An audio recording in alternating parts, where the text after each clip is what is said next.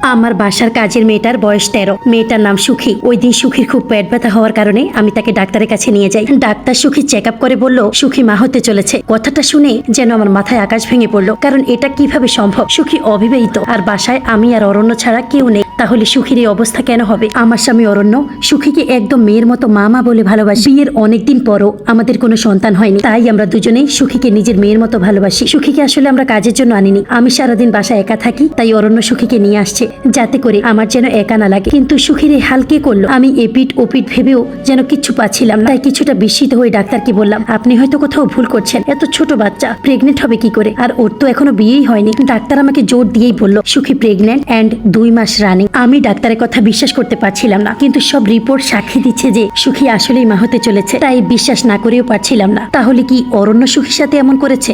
না, আমি এসব কি ভাবছি? আমাদের বাচ্চা হয় না ঠিক আছে, কিন্তু অরণ্য এসব নিয়ে আমাকে কখনো আঘাত করে কথা বলেনি, বরং কেউ কিছু বললে আমাকে সান্ত্বনা দিয়েছে। তাহলে সুখীর সাথে কি এমন করলো? চেম্বার থেকে বাসায় এসে সুখীকে জিজ্ঞেস করলাম, মা তোমার সাথে কেউ কি নোংরা কাজ করেছে? তুমি কি বলতে পারবে মা, কোনো ছেলে ধরেছে কখনো? সুখী কথাগুলো শুনে যেন আমার কথার মানে বুঝতে পারছিল না। সে হয়তো বুঝতেই পারছে না আমি কি বলছি। কিছুটা না বুঝেই আমাকে উত্তর দিল, কি হবে মামনি, আমার তো কিছুই হয়নি। আর কিসের নোংরা কাজের কথা বলছো বুঝতে পারছি না। এবার খেয়াল করলাম সুখী বেশ ভয়ে লাল হয়ে গেছে। মনে হচ্ছে কিছু একটা সুখী লুকাচ্ছে আর আমাকে বলতে চাচ্ছে না। আমি বারবার ওকে জিজ্ঞেস করছিলাম, সত্যি করে বলো, কেউ কি এমন করেছে? বারবার একই কথা জিজ্ঞেস করা খেয়াল করলাম সুখী ভয়ে কাতর হয়ে যাচ্ছে। সুখী বারবার মাথা নাড়াচ্ছে। এসব ভাবতে ভাবতে আমার সারাটা দিন কেটে গেল। কোনো কাজ করতেই মন চাইলো না। সন্ধ্যায় অরণ্য এসে খেয়াল করলো আমি বিমর্ষ অবস্থায় বসে আছি। অরণ্য আমাকে কিভাবে বসে থাকতে দেখে জিজ্ঞেস করলো, কি ব্যাপার, তোমার কি হয়েছে? এভাবে বসে আছো যে? আমি নিজেকে একটু সামলিয়ে ভাবতে লাগলাম অরণ্যকে কি ঘটনাটা বলবো নাকি বলবো না। মনে মনে ভাবলাম এখনই বলবো না, অরণ্য জড়িত থাকলে তাহলে হাতে নাতে ধরতে পারবো না। তাই অরণ্যকে উত্তর দিলাম, না, এমনি বসে আছি,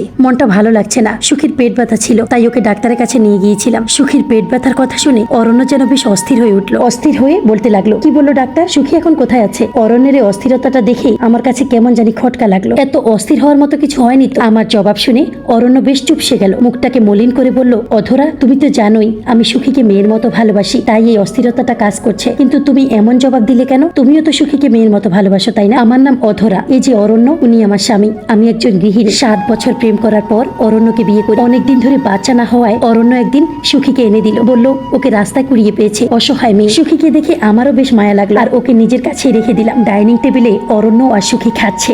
আমরা না তোমাকে কবর দিয়ে এলাম, তুমি তো মারা গিয়েছিলে, কিভাবে বেঁচে উঠলে? আশ্চর্য। টেবিলের দিকে ওকে দিলাম, দেখলাম অরণ্য সুখীকে খাইয়ে দিচ্ছে। অরণ্য সুখীকে এর আগেও খাইয়ে দিয়েছিল, কিন্তু কেন জানি না আজকে আমার ভীষণ খারাপ লাগছে। আজকে মানতে পারছি না, তবুও নিজেকে সামলে নিলাম। হয়তো আমার ধারণা ভুলও হতে পারে। রাতে অরণ্য আর আমি শুয়ে পড়লাম। হঠাৎ মাঝরাতে আমার ঘুম ভাঙলো। আমি ঘুম থেকে উঠে খেয়াল করলাম অরণ্য আমার পাশে নেই। আমি বিস্মিত হয়ে উঠে ওয়াশরুমে চেক করলাম। খেয়াল করলাম ওয়াশরুমে অরণ্য নেই। আমি এবার সুখীর রুমের দিকে এগোলাম, আর খেয়াল করলাম একটা শব্দ সুখীর রুম থেকে বেরিয়ে আসছে। ভয়ে ভয়ে সুখীর রুমের দিকে এগোতে লাগলাম। যতই এগোতে লাগলাম ততই বুকের কম্পন বেড়ে যেতে লাগলো। মনে হচ্ছে এখনই আমার মৃত্যু ঘটবে। খেয়াল করলাম সুখীর রুম থেকে একটা চেঁচামেচির আওয়াজ বের হচ্ছে। সুখী মনে হচ্ছে ব্যথা হালকা চেঁচাচ্ছে, আর কেউ একজন হয়তো সুখীর মুখটা চেপে ধরেছে। তাহলে অরণ্য সুখীর সাথে এমন করছে না তো? ভাবতেই যেন গাটা শিউরে উঠলো, গায়ের লোম দাঁড়িয়ে গেল, বুকের হার্টবিট ক্রমশ বাড়তে লাগলো, শরীরটা কাঁপতে লাগলো।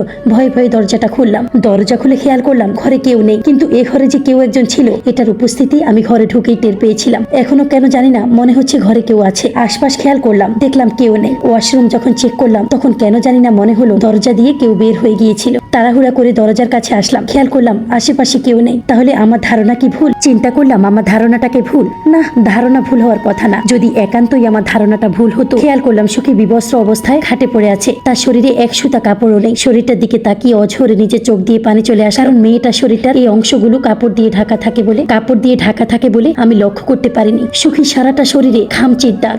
কোনো খামচির দাগ আগে ছিল, সেগুলো শুকিয়ে গেছে, আর কিছু খামচির দাগ নতুন। সুখীকে দেখে নিজের অজান্তেই আমার কলিজাটা ফেটে যাচ্ছে। আমি তাড়াতাড়ি গিয়ে সুখীকে কাপড় পরালাম। দেখলাম মেয়েটা নিস্তেজ হয়ে পড়ে আছে। সুখীর এই অবস্থা কে করলো? আমি সুখীকে যখন চাদর দিয়ে মাথায় হাত বোলাতে নিলাম, সুখী আমার হাতে একটা কামড় বসিয়ে দিয়ে বলল, আমাকে ছেড়ে দাও, আমার কষ্ট হচ্ছে। সুখীর দাঁতগুলো যেন আমার হাতে বিঁধে গেল। ভীষণ ব্যথা পেলাম। আমি রুম থেকে বের হয়ে গেলাম। হয়তো সুখী ভেবেছে আমি সেই নরপশুটা, তাই এভাবে আমাকে কামড় দিয়ে ধরেছে। কিন্তু রুমে কে ছিল? কে রুম থেকে বের হয়ে গেল? রুমে কি তাহলে অরণ্য ছিল? ভাবতে ভাবতেই যেন আমার মাথাটা ঘুরে গেল। সাথে সাথে আমি মেঝেতে লুটিয়ে পড়লাম। এরপর কি হয়েছে জানি না, তবে মনে হচ্ছিল আমি একটা পোড়া বাড়িতে আছি। পোড়া বাড়িটা বেশ পুরনো হলেও তার কারুকাজ ছিল মনোমুগ্ধকর। আমি বেশ অবাক হয়ে বাড়িটা দেখতে লাগলাম। বাড়িটার ভেতরে ঢুকতেই একটা অপরূপ সুন্দর মোমের পুতুল পেলাম। মোমের পুতুলটা দেখতে যেন একটা জ্যান্ত মানুষের মতো লাগছে। আমি মোমের পুতুলটা হাতে নিলাম, সাথে সাথে মনে হলো আমার দমটা আটকে যাচ্ছে, শরীরের সব ক্রিয়া যেন বন্ধ হয়ে যাচ্ছে। আমি গপ করে উঠলাম, খেয়াল করলাম আমি বিছানায় শুয়ে আছি আর অরণ্য আমার পাশে শুয়ে আছে। কিন্তু আমার স্পষ্ট মনে আছে আমি কিছুক্ষণ আগে সুখীর রুমে ছিলাম আর তার পাশে আমি পড়েছিলাম। কিন্তু রুমে আসলাম কিভাবে, কখন আসলাম? আমাকে ভয় পেয়ে এভাবে উঠতে দেখে অরণ্য উঠে পড়লো, আমাকে ধরে জিজ্ঞেস করলো, কি হলো, এভাবে উঠছো কেন, কোনো সমস্যা হয়েছে? অরণ্যের কথাটা শুনে যেন আমি আকাশ থেকে পড়ছিলাম। তার মানে আমি এতক্ষণ স্বপ্ন দেখছিলাম? হতে পারে, হয়তো বেশি চিন্তায় এমন হচ্ছে আমার। আমি কিছুটা শান্ত হয়ে অরণ্যকে জবাব দিলাম, না কিছু না, এমনি। অরণ্য আমার হাতটা ধরে যখন কাছে নিতে লাগলো একটা ব্যথা অনুভব করলাম আর হাতের দিকে তাকিয়ে দেখলাম কামড়ের দাগ। তার মানে কিছুক্ষণ আগের ঘটনা সত্যি ছিল, কারণ এই কামড়টা আমাকে সুখী দিয়েছিল। তাহলে আমি এখানে আসলাম কিভাবে? অরণ্যের দিকে তাকিয়ে খেয়াল করলাম ওর মধ্যেও একটা অস্থিরতা কাজ করছে। হতে পারে অরণ্য আমার কাছে কিছু লুকাচ্ছে।